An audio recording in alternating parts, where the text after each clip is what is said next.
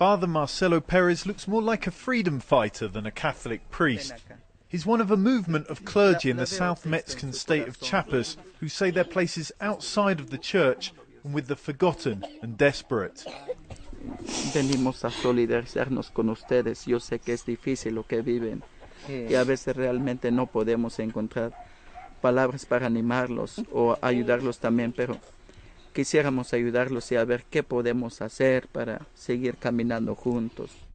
Now Pope Francis is visiting Chiapas, drawing attention to the 3/4 of its mostly indigenous population who live in poverty, and to priests like Marcelo rebelling against a conservative Catholic hierarchy and local politicians who often act more as feudal lords.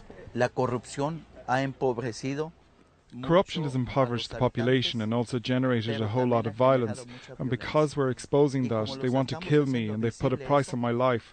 First it was 100,000 pesos and finally 1,000,000 pesos. He doesn't leave the church now without his volunteer bodyguards, but conflict with the authorities is nothing new here.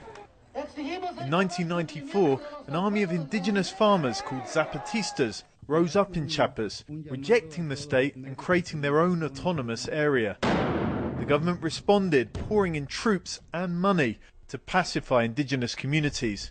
But human rights groups say they're rarely consulted before it's spent.